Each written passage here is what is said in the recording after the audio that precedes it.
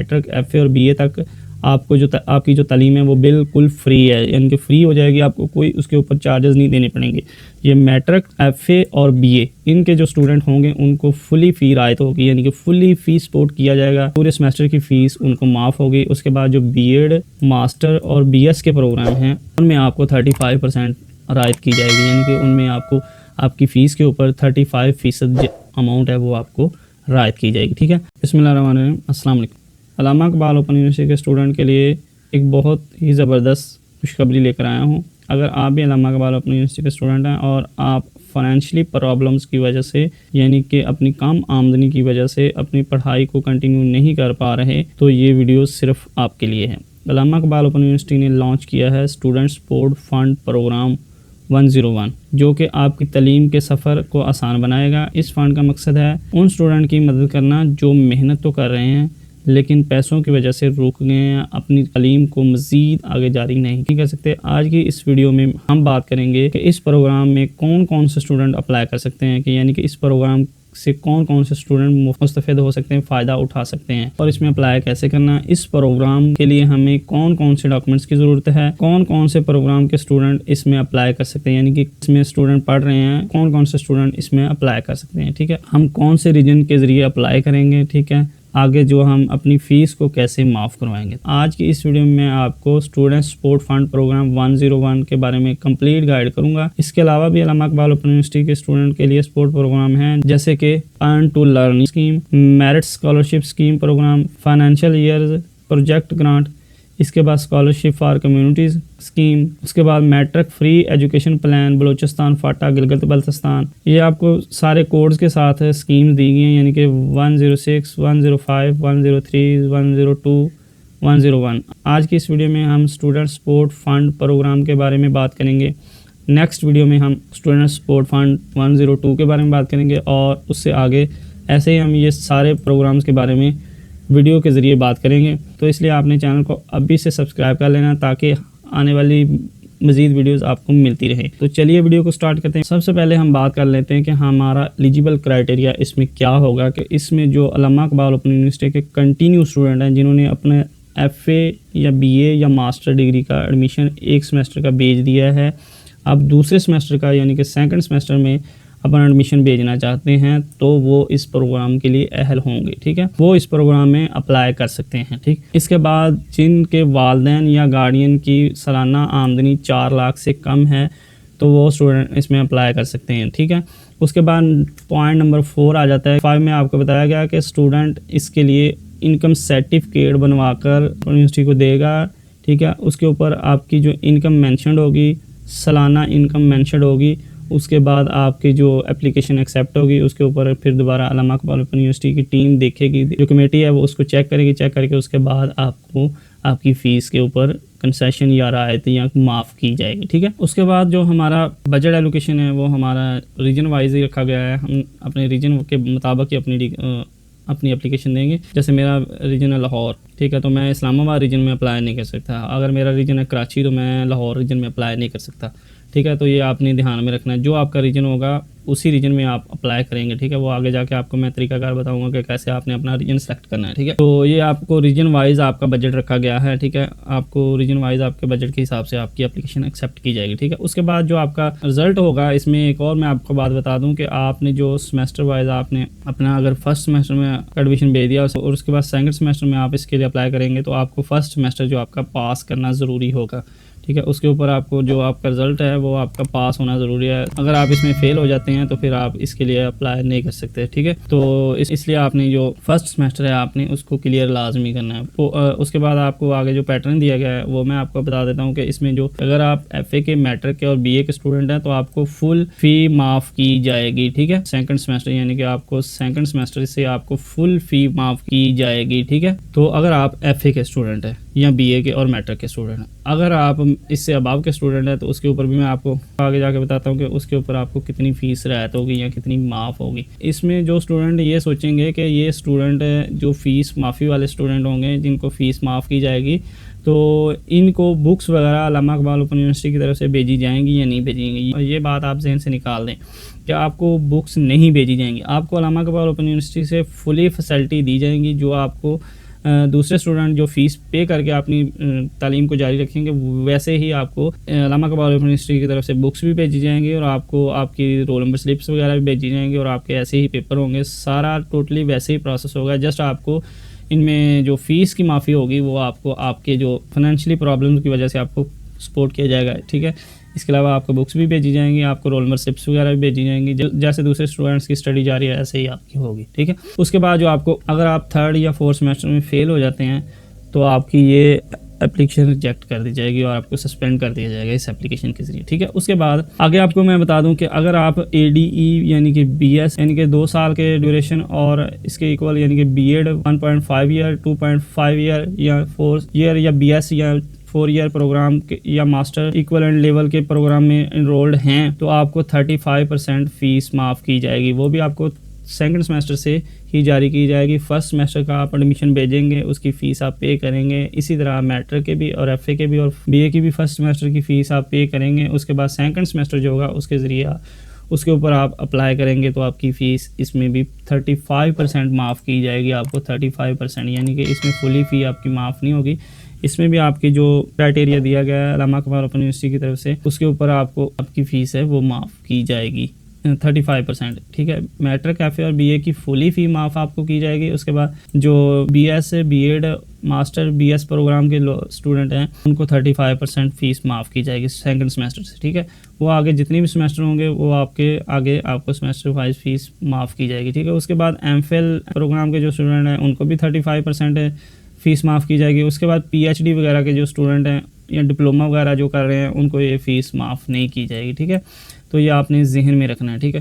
तो ये है इसका क्राइटेरिया डिटेल जो मैंने आपको बता दी। इसके बाद तो सबसे पहले तो आपको अल्लामा इकबाल ओपन यूनिवर्सिटी की तरफ से एक फ़ॉर्म दिया जाएगा, वो फ़ॉर्म आपने फ़िल करना है, ठीक है।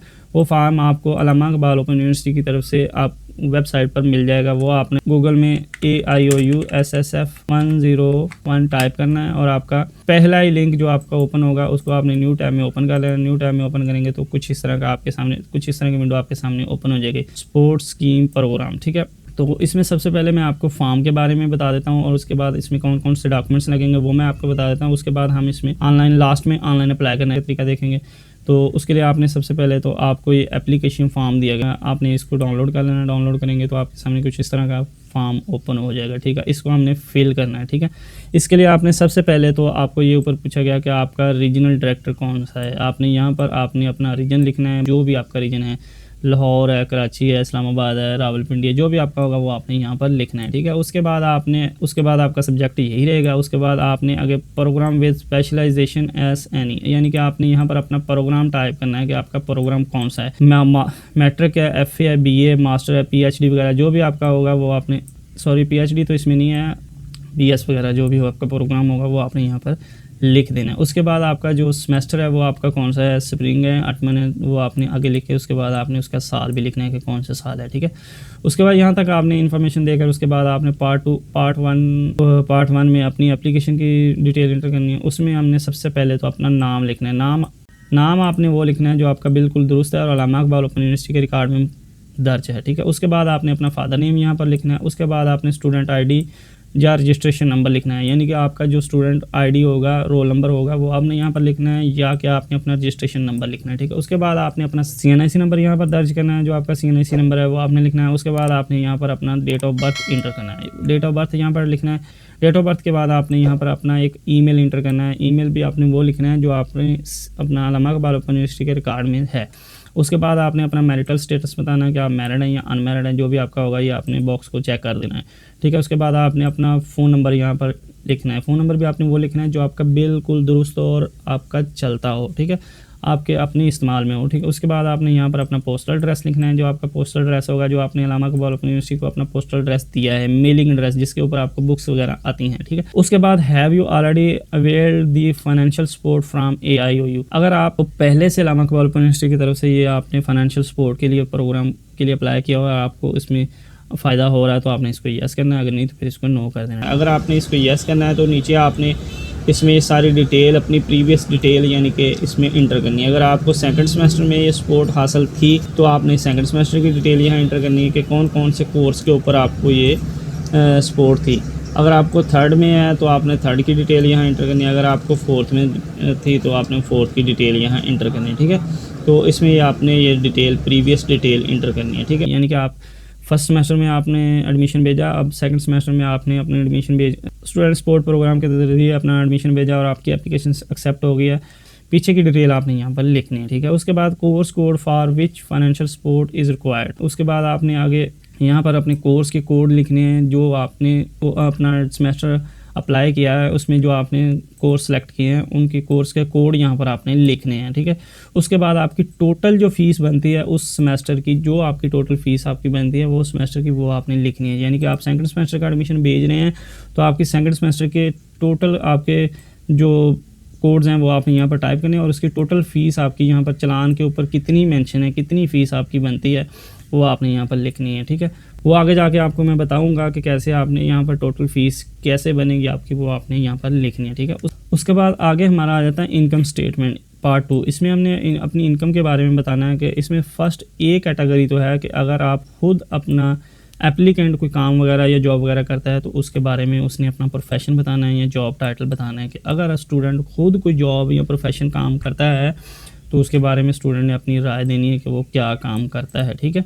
उसके बाद number of person depend upon application, यानी कि अगर आप खुद कोई जॉब करते हैं तो उसके बाद आपके जो पीछे अफराद हैं आमदनी के ऊपर गुजारा करने वाले, वो आपके घर के कितने अफराद हैं वो आपने यहाँ पर लिखने हैं। उसके बाद monthly income applicant from all resource attach documents, यानी कि आपने यहाँ पर अपना प्रूफ लिखना है, मंथली इनकम लिखनी है कि आपकी जो एप्लीकेंट की इनकम है वो ऑल रिसोर्स से कितनी बनती है, ठीक है। उसके साथ आपने अपनी अटैचमेंट डॉक्यूमेंट्री भी प्रूफ देना है, यानी कि अगर आप जॉब वगैरह करते हैं तो उसकी सैलरी स्लिप आपने यहाँ पर अटैच करनी है। अगर आप किसी फैक्ट्री या किसी शॉप पर कोई काम करते हैं तो उनके पास से आप अपनी जो सैलरी वगैरह की स्टेटमेंट बनवा सकते हैं, ठीक है।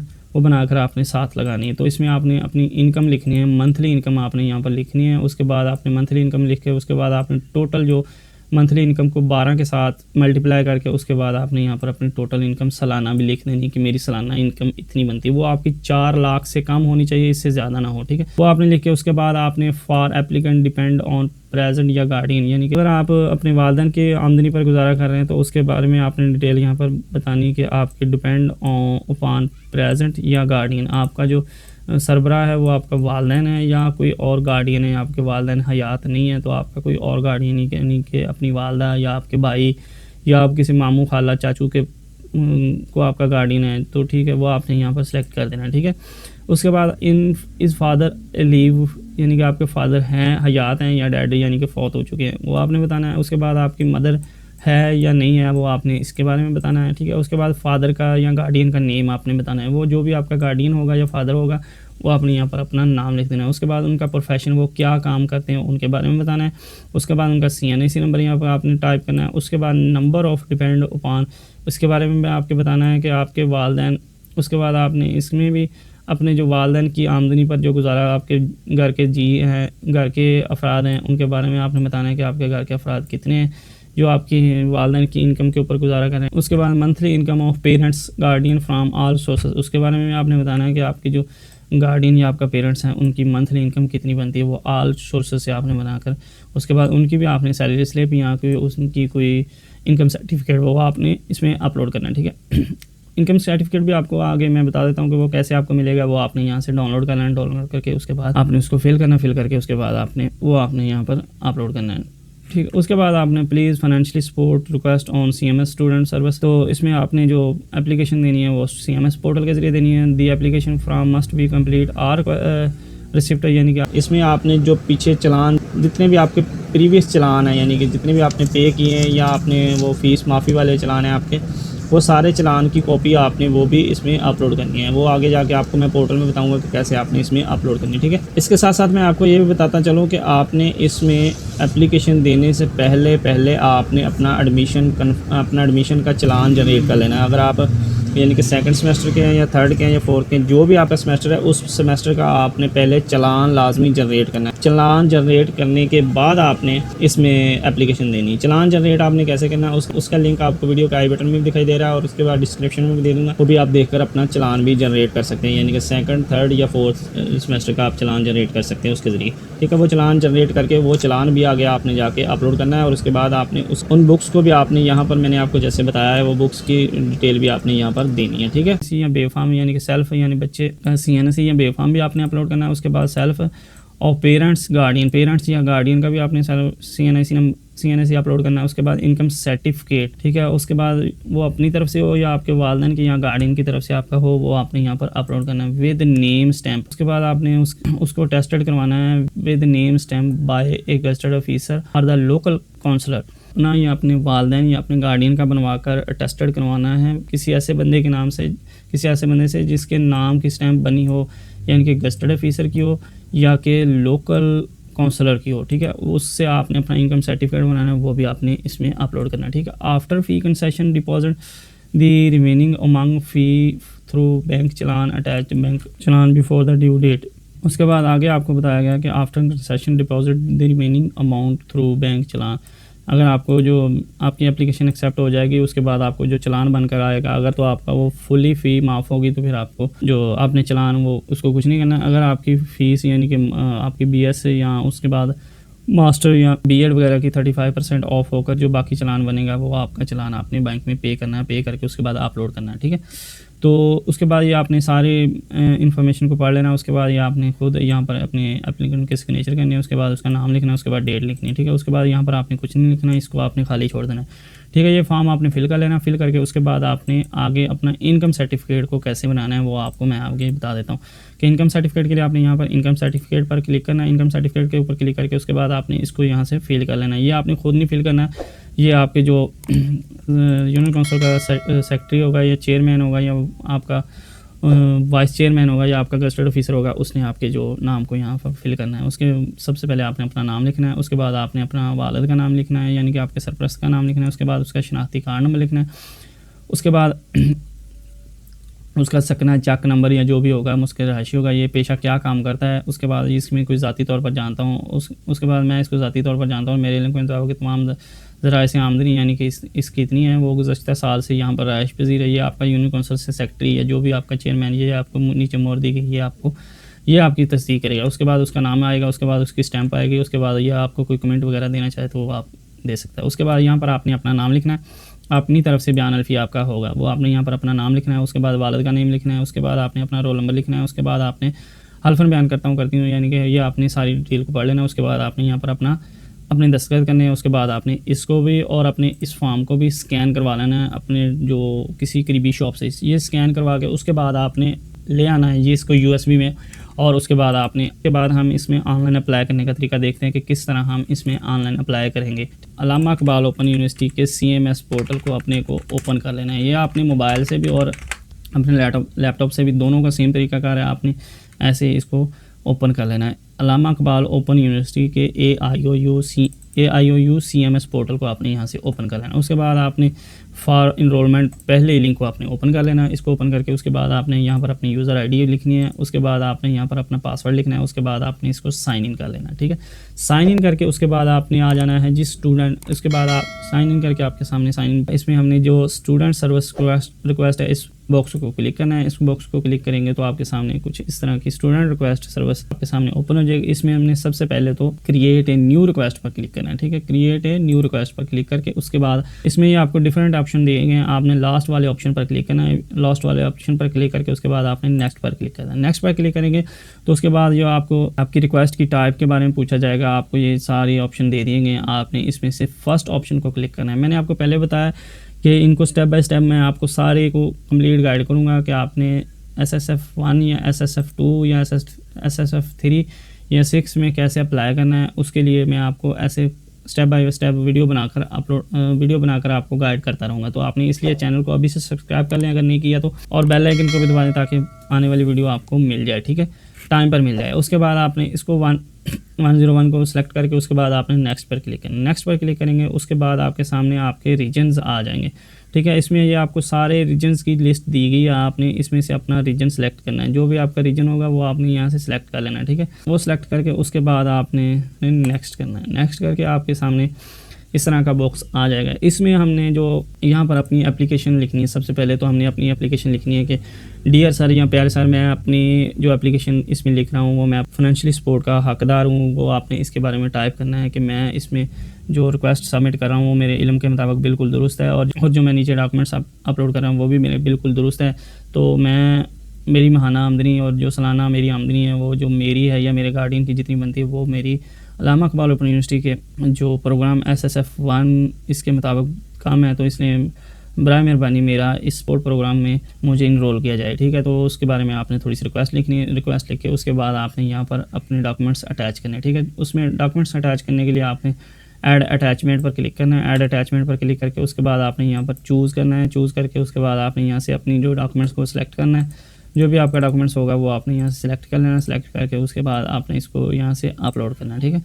अपलोड करके उसके बाद आपने जो डॉक्यूमेंट्स इसमें अपलोड करना है उसका आपने यहाँ पर नाम लिखना है, ठीक है। ये आपने नाम यहाँ पर लिख देना है कि आपका कौन सा डॉक्यूमेंट्स आपने इसमें अपलोड किया है वो आपने लिख के उसके बाद आपने इसमें कोई और डॉक्यूमेंट्स अपलोड करना है। उसके लिए आपने प्लस पर क्लिक करना है। ये आपको प्लस का बटन दिया गया, प्लस पर क्लिक करना है। प्लस पर क्लिक करके उसके बाद दोबारा फिर आपने दूसरा डॉक्यूमेंट्स इसमें अपलोड करना है। उसके बाद आपने उसको भी यहाँ से नाम लिख देना है। ऐसे करके आपने ये सारे डॉक्यूमेंट्स अपने स्टेप बाय स्टेप अपलोड करना है, जिसमें सबसे पहले तो आपने ये फॉर्म को अपलोड करना है। आपने इस फॉर्म को PDF की सूरत में बना लेना है। इसके बाद आपने इनकम सर्टिफिकेट है इसको भी आपने PDF की सूरत में स्कैन कर लेना है। स्कैन करके उसको भी अपलोड कर देना। उसके बाद आपने अपने जो वालिदैन या गार्डियन के CNSE होंगे, उसके बाद आपने जो CNSE वगैरह होंगे, उसके बाद आपकी जो सैलरी स्लिप या आपकी जो इनकम के बारे में जो आपने सबूत देना है वो अभी आपने इसी तरह अपलोड कर देना है। इसके साथ आपने वो चलान भी लाजमी अपलोड करना है, जैसे मैंने आपको फर्स्ट में स्टार्ट में बताया था। सेकंड, थर्ड या फोर्थ सेमेस्टर का जो आपने चलान जनरेट किया वो चलान भी इसमें आपने लाजमी अपलोड करना है, ठीक है।